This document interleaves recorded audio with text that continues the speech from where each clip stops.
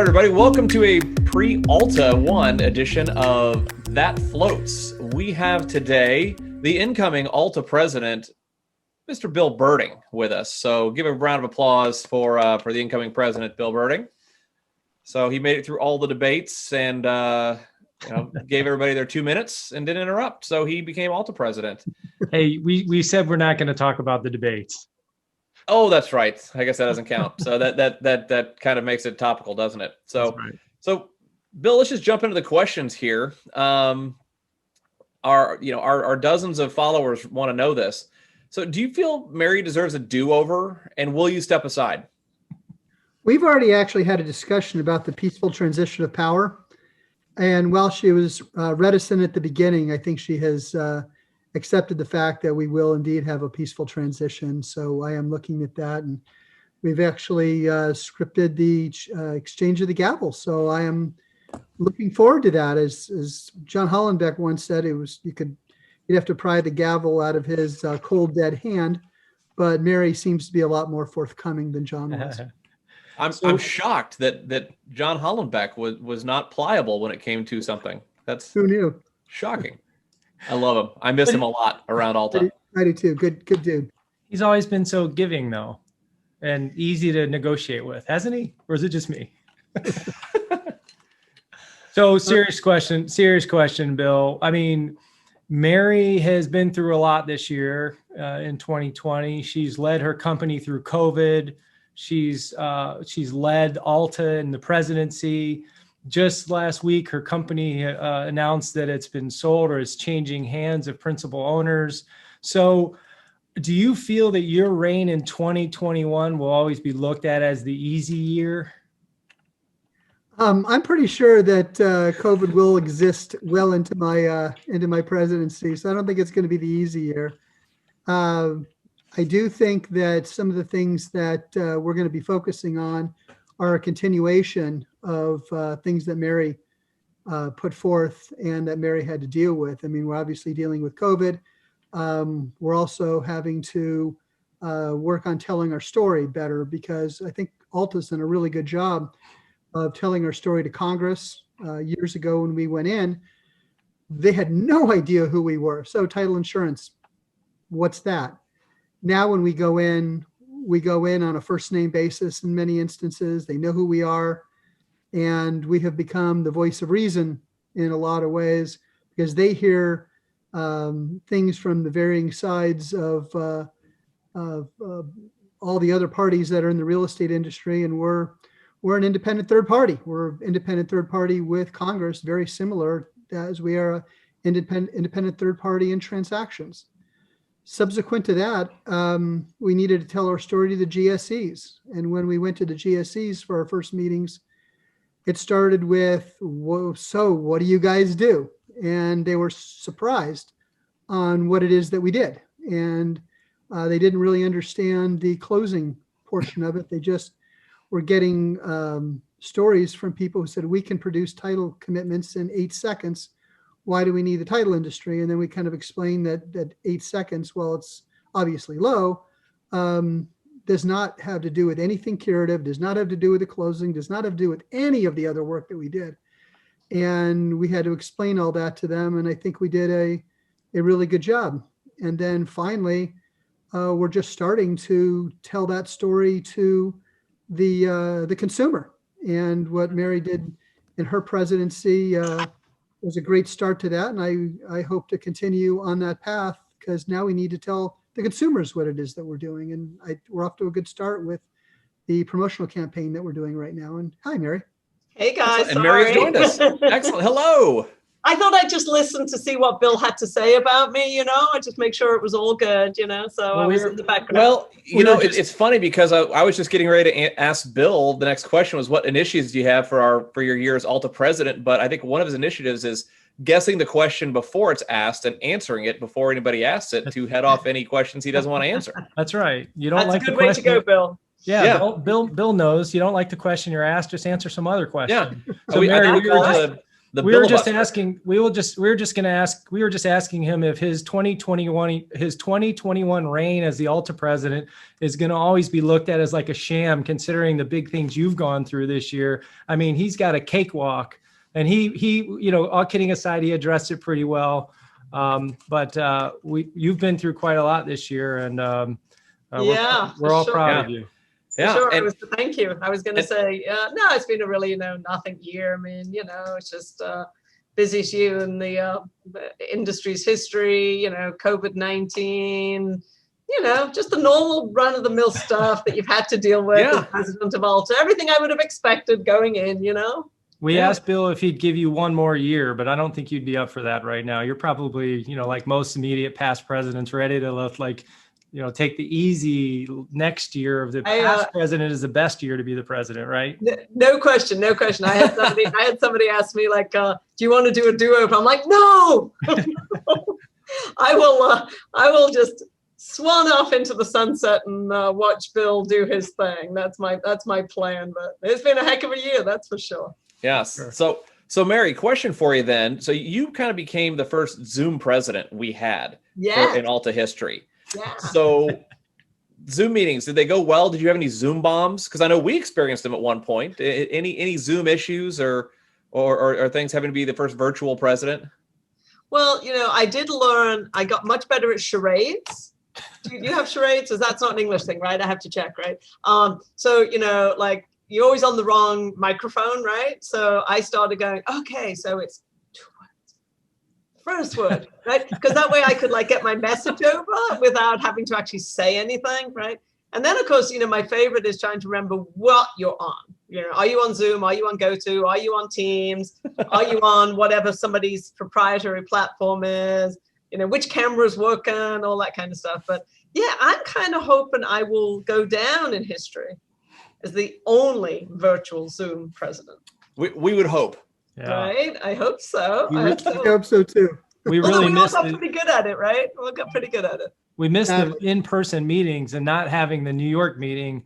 That kind of stinks. That would have been a lot of fun. I was interested in New York, if we're down there and we're going out to lunch or dinner with you, if you're going to go the traditional fish and chips, or are you going to take a big greasy American burger and fries? So I'm wondering which route you would have taken there. No, I would have taken you every time I go to New York. My absolute favorite restaurant is an Indian restaurant on 6th Avenue, right? And it's called Utstav's, and it's been there for ages. And it's kind of a hole in the wall type Indian restaurant, but it's the only good Indian food I can find anywhere. So I would have been down there. That's right. I was ready to take you to the Minetta Tavern on the Lower West Side. It's got a purple ribbon burger or something like that. It's $30. It is well worth all $30. Yeah. Best burger I've ever had. I was going to take her to a traditional New York style pizza place over at Times Square named Sbarro. Sbarro. Yes. A classic New York slice. Classic New York style by the slice, exactly. Sbarro pizza classic on New York slice in every mall of America, right? Exactly.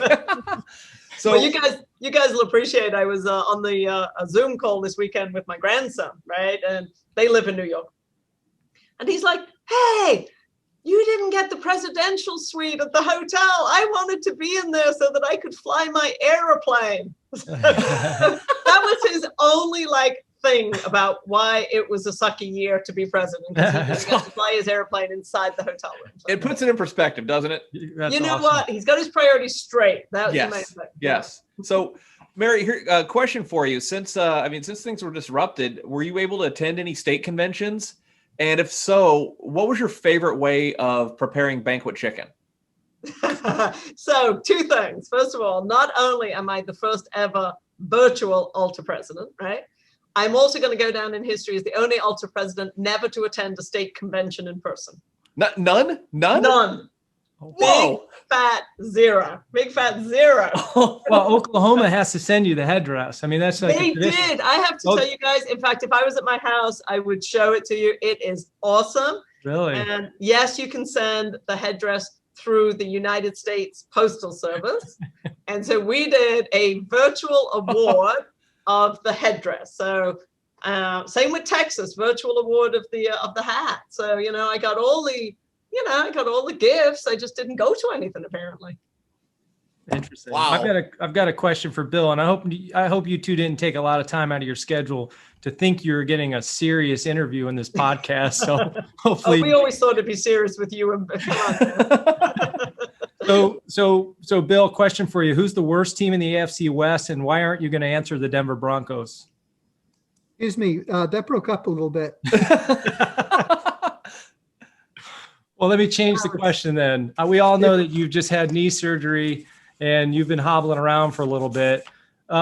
When you are all healed up, would you be able to join Dave and I on the stage at one of the 2021 ALTA 1 bashes, maybe to do some dancing or karaoke, or are you going to be out of commission here with your knee a little while longer? No, actually, to be honest, it's kind of cool. I'm going today at 3:30 to get my sign out from my doctor a week and a half early. Nice. So I am walking. I'm not running, but I'm walking. It's the first time I've been out of the house since the surgery, and within another 3 weeks, I'll be able to start at least pitching and hitting some golf balls. So I'm ahead of the game and been working at it hard, and I'm really happy about it. So yeah, I'll be more than happy to get up there. I'll be more than happy to make an ass out of myself, and I absolutely will not sing. I am Dave, do you remember I think it was Seattle when we tried to get him to sing? Remember that song by Pharrell? I think it's Happy. Yes. We had to get him to karaoke that, and he'd never heard it. I'm like, it's on every commercial on TV. It's the #1 song for 8 months. Anyway, I'll never. My musical taste stop in early 2000s, like 2003. No, I don't know anything past that. It's terrible. Let's sing some Beauty and the Blowfish, and we'll be good. REO Speedwagon for him on there. You go. It's not 70s, but 2000s. Don't pin me on Supertramp and REO Speedwagon. There we go. So, hey, Mary, we've got ALTA 1 coming up, and really excited about it. What should we be looking forward to as far as content? Anything you want to highlight? Because this is we're going to put this out before ALTA 1, and hopefully this interview will draw a few more folks signing up for ALTA 1.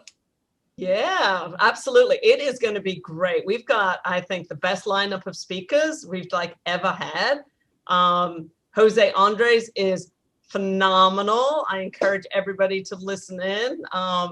He's a great guy to talk to, and because you're never quite sure where he's going to go with the conversation. And sounds like a great That Floats guest. Yes, he would be. He would take the whole podcast up. But he is awesome. So you guys will really enjoy him. So that's great.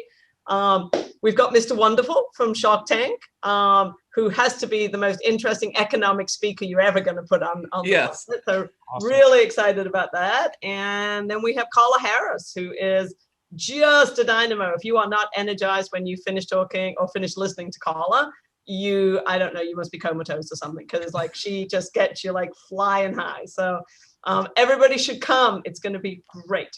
And we have the most recent announcement on ALTA Unplugged. Do you want to plug that? Why don't you do that one? So we've got John Mulaney from SNL and stand-up comedian to do ALTA Unplugged. So that's going to be huge. And so even if you're not going to ALTA, you can't make it because you have work, or we'll sell separate tickets for that as well too. So it's going to be giant. And we have a tie pack fundraiser as well too on Wednesday night, trivia. Yes, trivia, right? Yeah, looking forward to it. Now, it's a great schedule. We're not expecting people to sit in front of the screen for 7 hours. So, there's plenty of in and out, and it's going to be a lot of fun. And, there's always the cliffhanger of, will I pass the gavel to Bill? I'm just throwing it out there as a little bit of a cliffhanger. We'll see. So David and I have been really hard at work writing trivia questions. So I'd suggest if you're going to partake, you brush up on your 1990s Southeastern Conference football trivia, because that's about 80% of the questions that we prepared already. But I've got a question for both of you. I'll start with Bill.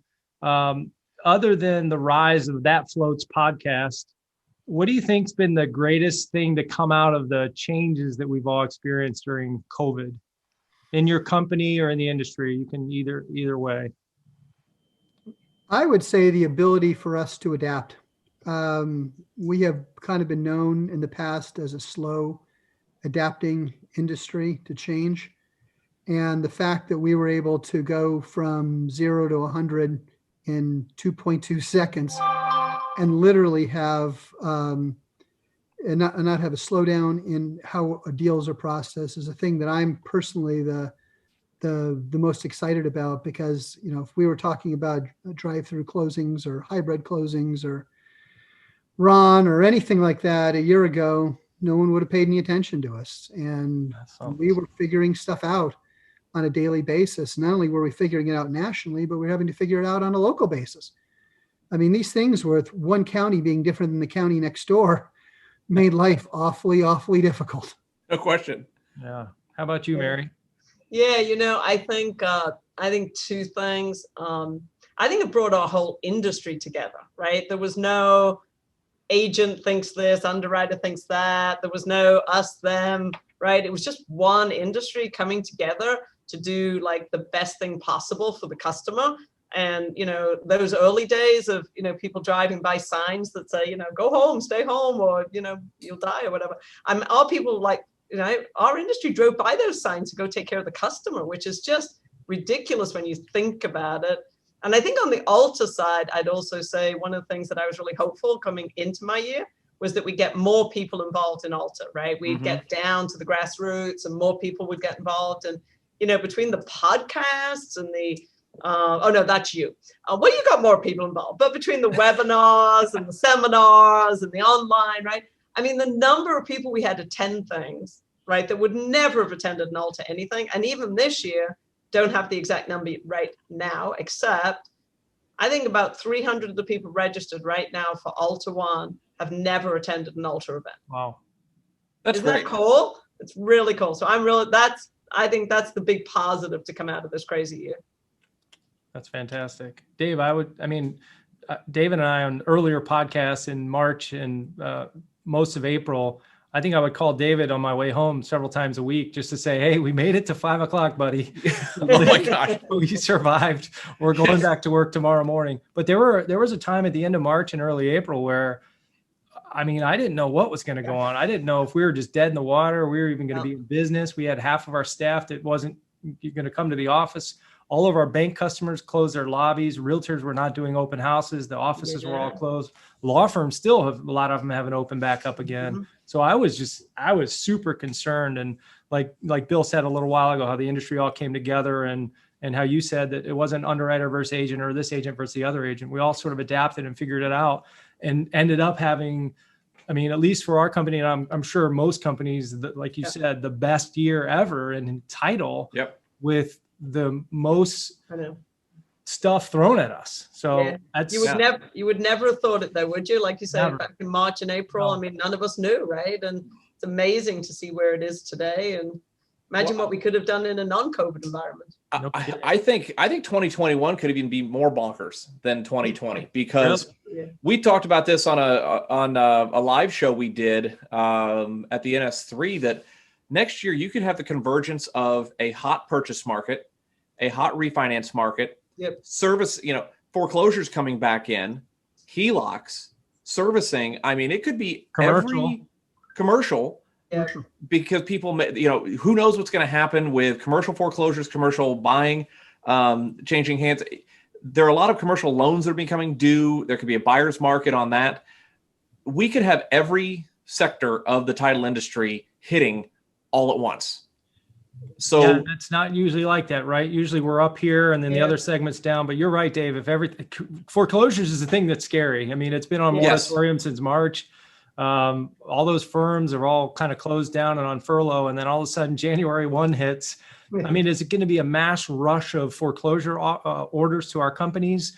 Is it going to be kind of slowly picked through? We don't know, but it's going to be wild. Yeah. You might be right, Dave. It might be, see, Bill, what you have to look forward to. Yes. Dave said your year. Yeah, it's not going to be as easy as it sounds, is it? Yeah, the Venn diagram of all the title stuff's just going to look like a kaleidoscope. Just one circle with everything. Just one circle. Boom.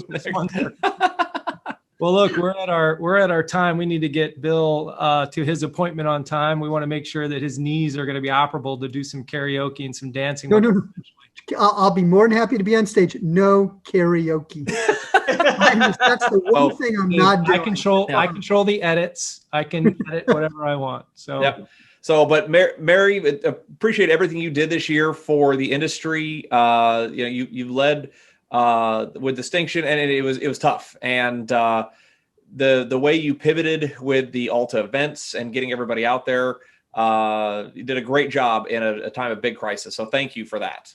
Oh, thank you. I really appreciate that. Frankly, it's the ALTA staff. They are ridiculously phenomenal. Yes, they are. Ridiculously phenomenal. And we owe them all a massive debt of gratitude most years, but this year especially. Really, we should all high five them virtually at the ALTA one. It was my plan to bring them on stage, and I can't do that, so we got to do something for them, And before we sign off, any advice for Bill going forward? Bill, I would just suggest that, no matter what you tell Craig and David, they're going to force you into it anyway. So you might as well get your singing going. You can tell you're not going to do it, but it's going to. What I would say though is enjoy it. It goes, I know everybody says this, it goes faster than you can possibly imagine. You get to do things that you've never thought about. And you really do get close to the staff, and you always think you are before you take this role. And then you take this role and you realize that, there's so much more there. So I just say, hey, have fun, enjoy it, enjoy the staff, and it'll fly by. So, but I know Bill will be great. I'm excited that he's following me. That's very kind of you. Thank you, Mary. All right, you guys. All right. Thank you all. Appreciate Thank you. Yes, on Have that a good one. Bye. Good night.